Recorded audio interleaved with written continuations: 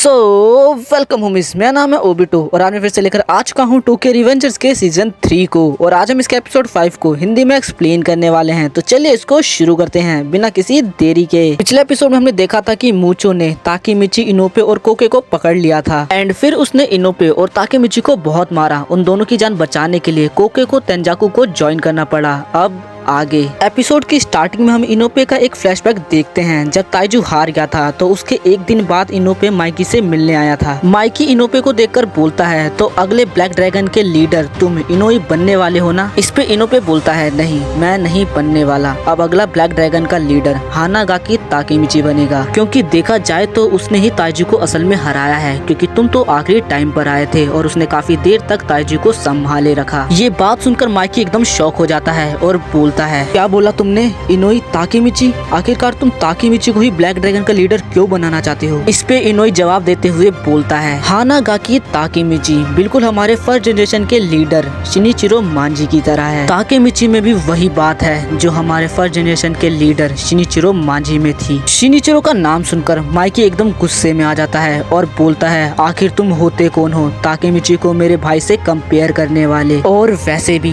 Takemichi को पहले मैंने ढूंढा था, इसलिए तुम उसे मेरे से नहीं छीन सकते। लेकिन अगर ताकेमिची खुद ऐसा चाहता है तो इसके बारे में मैं एक बार और सोचूंगा। इन सब के बाद फ्लैशबैक यहाँ पर खत्म होता है और इनोपे सोच रहा होता है, आखिर किसने सोचा था कि एक दिन मैं तोमान को ज्वाइन करूंगा। इसके बाद ताकेमिची और इनोपे पूरी फर्स्ट डिवीजन के साथ माइकी के पास रिपोर्ट करने जाते हैं कि मूचो एक गद्दार है। ताकेमिची माइकी को सब कुछ बताता है कि आखिर कैसे मूचो ने उन लोगों को किडनैप किया और आखिर उसने कैसे कोके को मजबूर किया अपने साथ जाने के लिए, और उसने तोमान और माइकी को धोखा क्यों दिया और वो ये सब क्यों कर रहा है। ताकेमिची की सारी बातें माइकी बड़े ध्यान से और शांति से सुनता है और फिर बोलता है, तो अब हमें मूचो ने भी धोखा दे दिया और किसने सोचा था कि उसका रिलेशन इस जाना के साथ होगा। और इनोई, तुम्हें क्या लगता है कि तेंजाकू हम पर कब अटैक करने वाली है? इस पर इनोई बोलता है, मेरे हिसाब से वो कल अटैक करेंगे, क्योंकि कल ब्लैक ड्रैगन का 11th बर्थडे है और इजाना शिनिचिरो को बहुत मानता है और इसीलिए कल का दिन उसके लिए काफी ज्यादा स्पेशल है। इस पर माइकी बोलता है, तो ठीक है, कल तोमान के सारे मेंबर एक ही जगह इकट्ठा होंगे और तेंजाकू से लड़ने की प्लानिंग करेंगे और कल ही हम तेंजाकू पर अटैक करेंगे। और आज की मीटिंग यहीं पर खत्म होती है और कल हमारी फाइनल मीटिंग होगी, तो अब तुम लोग यहाँ से जा सकते हो।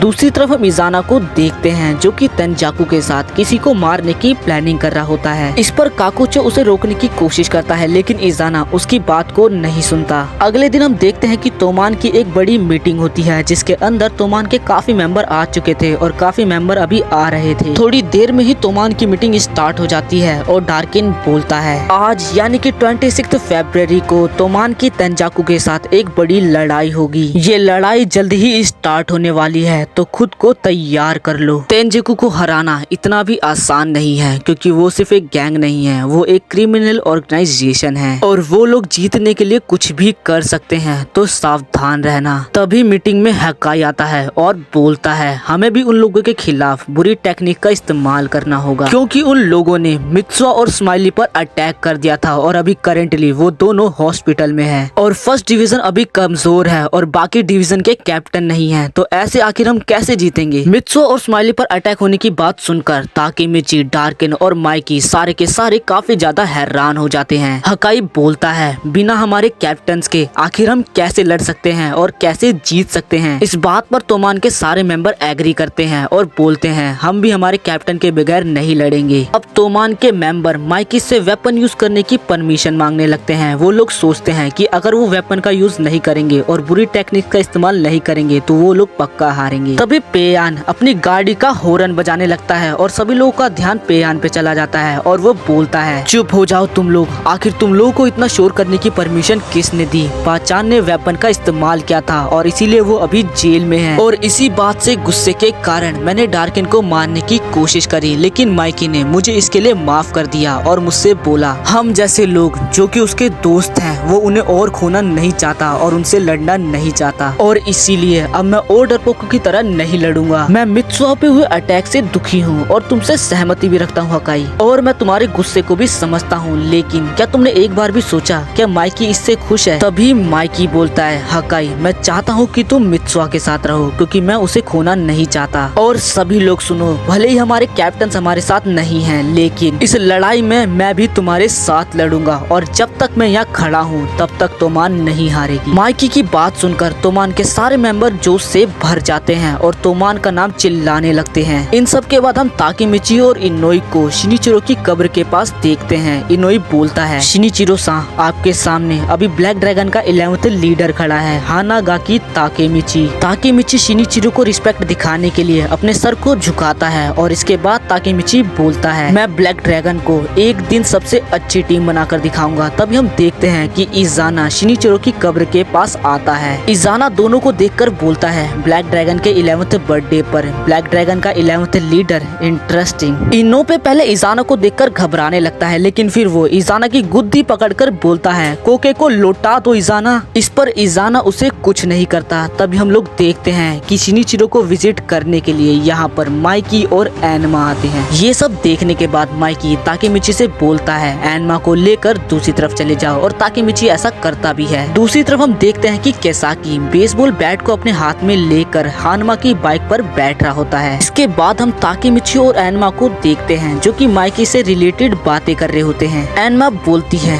कुछ भी हो जाए मैं माइकी की मदद जरूर करूंगी जैसे वो हमारी करता है। इसके बाद Enma road side vending machine में ताकेमिची और अपने लिए जूस लेने जाती है और आज एनमा काफी ज्यादा खुश थी। दूसरी तरफ हम केसाकी को देखते हैं जो कि बाइक पर बैठकर कहीं जा रहा होता है। तभी हमें केसाकी का एक फ्लैशबैक दिखाया जाता है। केसाकी इज़ाना से बोलता है, मैं तुम्हारी सिस्टर को देख लूंगा। अब एमा रोड क्रॉस कर रही होती है। तभी केसाकी बाइक पर बैठकर काफी तेजी से आता है। ताकेमिची और एमा को कुछ भी समझ में नहीं आता कि आखिर चल क्या रहा है, और जब तक उन लोगों को कुछ समझ में आता, केसाकी अपने बेसबॉल बैट से एनमा के सर पर काफी तेजी से मारता है जिसकी वजह से एमा बहुत दूर जाकर गिरती है। इसके बाद हम ताकेमिची को देखते हैं जिसको कुछ भी नहीं हुआ, लेकिन एमा को इतनी ज्यादा चोट लगी है कि उसके सर से काफी ज्यादा खून बह रहा है। और वहीं केसाकी हानमा के साथ अपनी बाइक को रोक लेता है। ताकेमिची को कुछ भी समझ में नहीं आ रहा होता है कि कब केसाकी ने एनमा के सर पे मारा और अब उसे आगे क्या करना चाहिए। केसाकी ताकेमिची से बोलता है, अब सब यहीं पर खत्म हो जाएगा, मेरे हीरो हानागाकी ताकेमिची।